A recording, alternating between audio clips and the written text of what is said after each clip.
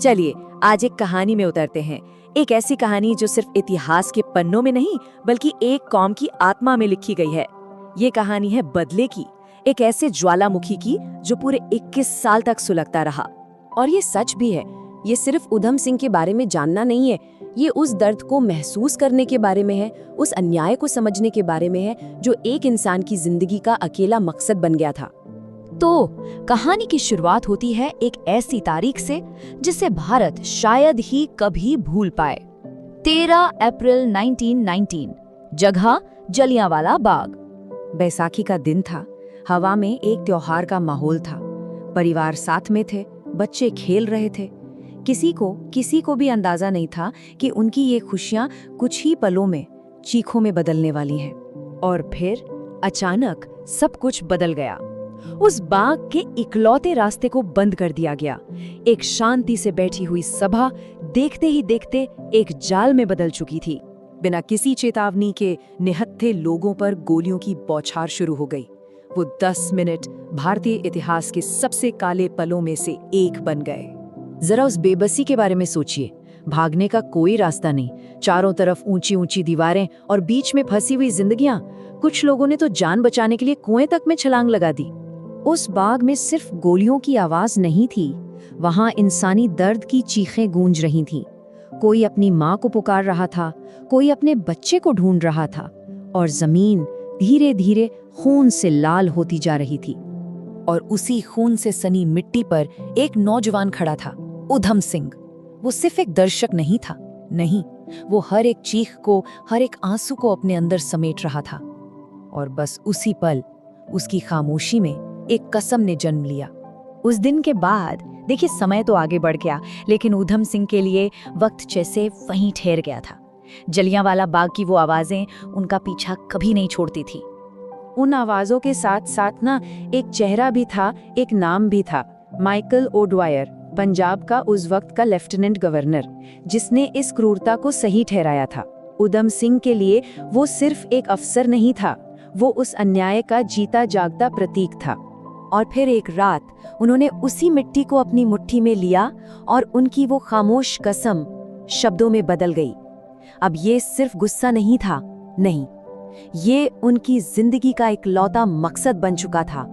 हर सांस का अब एक ही मतलब था, इंसाफ। लोग कहते हैं कि समय हर घाव भर देता है, लेकिन ये घाव भरने के लिए था ही नहीं। ये एक ऐसी आग थी जिसे पूरे 21 साल तक जलना था। 21 साल, सोचिए, ये सिर्फ एक संख्या नहीं है, ये धैर्य की, लगन की और एक कभी ना बुझने वाले मकसद की कहानी है। 2 दशकों से भी ज्यादा सिर्फ एक ही लक्ष्य के साथ जीना। इस लंबे सफर को देखिए, 1919 के दर्द से लेकर 1940 के अंजाम तक, एक सीधी लकीर जिसमें कोई भटकाव नहीं, कोई कंफ्यूजन नहीं। और अपने मकसद को पूरा करने के लिए उन्होंने क्या कुछ नहीं किया। अपनी पहचान बदली, अपना देश छोड़ा, दुनिया के कोने कोने में भटके, कभी मजदूर बनकर तो कभी एक आम आदमी बनकर भीड़ में गुम हो गए, ताकि उनकी असली पहचान, उनका असली मकसद छिपा रहे। पर वो असल में कभी खोए नहीं थे। हर दिन, हर पल वो खुद से बस एक ही सवाल पूछते थे, और यही सवाल उनकी उस शांत ठंडी आग को जलाए रखता था जो बस सही वक्त का इंतजार कर रही थी। और फिर वो दिन आ ही गया। 13 मार्च 1940, लंदन का कैक्सटन हॉल। बाहर से देखने पर सब कुछ बहुत सामान्य लग रहा था। एक मीटिंग चल रही थी। मतलब एक तरफ थी एक शांत सभा और दूसरी तरफ एक इंसान के अंदर का 21 साल पुराना तूफान। और हाँ, उधम सिंह उसी भीड़ में मौजूद थे।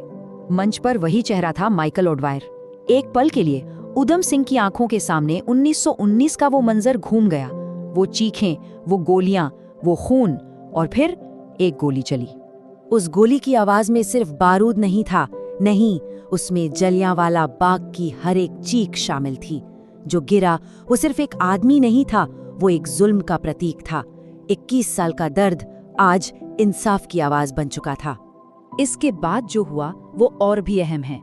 उधम सिंह भागे नहीं, वो वहीं खड़े रहे, आत्मसमर्पण करने के लिए तैयार, क्योंकि उन्होंने जो किया था वो उसे छुपाना नहीं बल्कि दुनिया को बताना चाहते थे। जब अदालत में उनसे वजह पूछी गई तो उन्होंने बिना किसी डर के एकदम साफ शब्दों में कहा। उनकी आवाज में नफरत नहीं थी, बल्कि अपने लोगों के लिए फर्ज का एक गहरा एहसास था। सच्चाई की ताकत थी।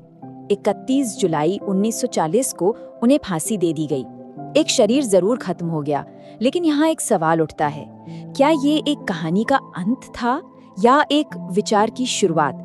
उधम सिंह ने ये साबित कर दिया कि देशभक्ति सिर्फ नारे लगाना नहीं है, बल्कि याद रखने की ताकत है। ये दर्द को इतिहास में बदलने की हिम्मत है। और उनकी कहानी हमें बस एक ही बात याद दिलाती है कि भारत सहता है, लेकिन कभी भूलता नहीं।